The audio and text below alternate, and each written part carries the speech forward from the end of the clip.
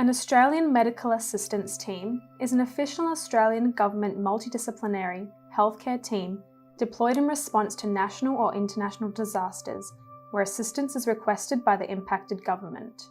AUSMAT must comply with the minimum international standards. We have to be self-sufficient and provide a response that is both scalable and appropriate to the needs of the affected community. Australia has a strong record of responding to disasters within our region. Over the past 20 years, the responses have been a combination of military teams and civilian-led medical teams under the AUSAssist arrangements. An AUSAssist plan provides details of how the Commonwealth will respond to overseas requests for humanitarian assistance.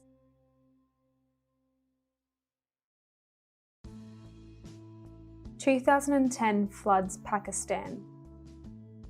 7-week civil-military deployment response, treating 11,375 patients. 2013 typhoon in the Philippines. Surgical field hospital deployment response, treating 2,734 patients. 2013 dengue outbreak in the Solomon Islands. Deployment in response to infectious disease health emergency. 2013 trachoma endemic in the Northern Territory. Response to the trachoma eye disease endemic with the Centre for Disease Control. 2015 earthquake in Nepal. Deployment of needs assessment team following the earthquake. 2015 Cyclone Pam in Vanuatu. Deployment of rapid assessment, treatment and response treating 1,540 patients. 2016 Typhoon Winston in Fiji. Deployment of EMT-1 teams and emergency operations centres. 2017 diphtheria outbreak in Bangladesh. Deployment of needs assessment team to assist in outbreak response.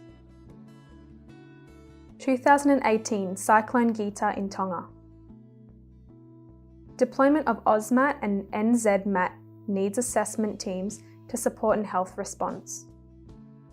2018 Specialist Cells in Papua New Guinea. Deployment of specialist cells in health emergency, maternity, child and neonatal surgical care, treating 1,025 patients. 2018 Chiang Rai Caves rescue in Thailand. Deployment of AUSMAT clinical dive medicine critical care cell to assist in cave rescue operations. 2018 earthquake and tsunami in Indonesia. Deployment of needs assessment team for specialist health support in the national disaster response. 2019 White Island volcano incident in New Zealand. Deployment of AUSMAT critical care nurses to provide surge support. 2019 to 2020 measles outbreak in Samoa. Deployment of over 120 AUSMAT to support public health response to the measles outbreak. 2020 bushfires, New South Wales and Victoria. Deployment of 19 AUSMAT to bushfire response and surge support. 2020 COVID-19 pandemic, Christmas Island and Howard Springs. Deployment of AUSMAT to facilitate quarantine and health care of repatriated Australians. 2020 COVID-19 pandemic, Western Australia. Deployment of AUSMAT to support the management of a COVID-19 outbreak on board the MS Artania cruise ship. 2020 COVID-19 outbreak, Tasmania. Deployment of AUSMAT and Defence Force personnel to provide clinical leadership and emergency care services. 2020 COVID-19 outbreak, Victoria. Deployment of AUSMAT to assist in the Victorian aged care response to COVID-19. 2021 COVID-19 outbreak, Papua New Guinea. Deployment of 20-person AUSMAT in response to a global call for assistance to support COVID-19 surge. 2021 COVID outbreak, Timor-Leste. Deployment of 8-person AUSMAT needs assessment team.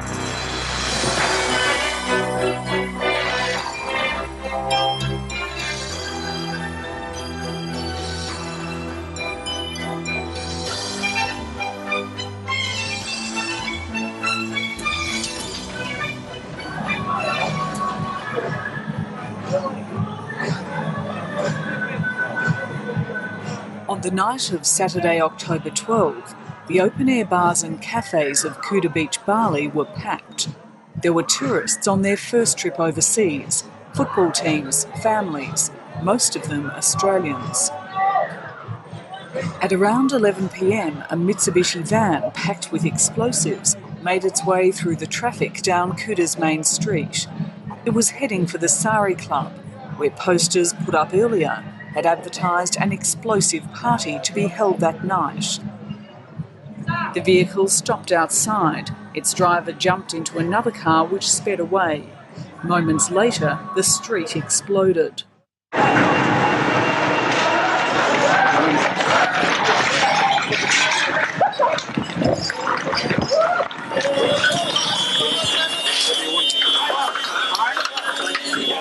Shit, man. That's fucked. What the hell happened? Fucking big bomb blew out the Sari Club, blew out this place. What was it? Do they know? Big bomb. It was a bomb. Yeah. Fuck me. Fucking, this is the most packed place in Bali. It's fucking. We were going. Out. My wife and I were going to go there to dinner tonight. Yeah.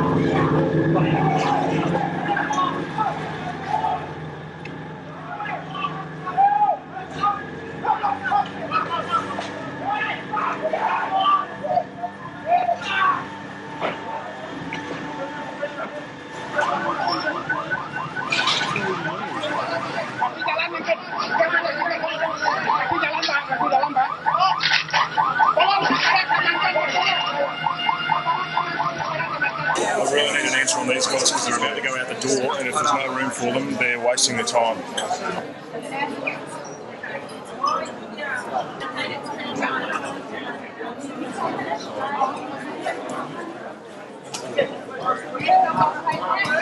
Yeah, there's people out there. There's people out there. There's a triage team here.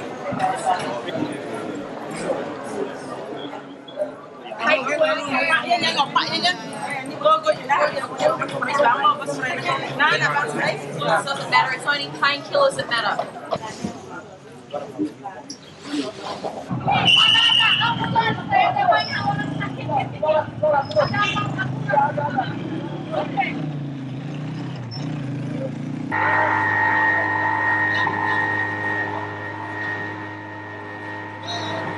This is horrendous. I've never seen anything like it.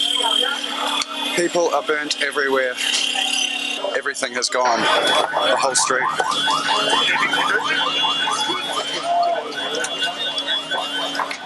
It was Australia's single worst loss of life since World War II. The reaction among Australians and Indonesians was shock. But for those who followed the recent history of terrorism, it was not a complete surprise. That's my friend. That's my... For a month before the Bali bombing, Four Corners had been investigating a web of terror backed by Osama bin Laden's Al-Qaeda stretching across our region. We travelled to Singapore, Malaysia, the Philippines and Indonesia. arriving in Bali the day after October 12, on the trail of a network that's alive and well and ready to strike again.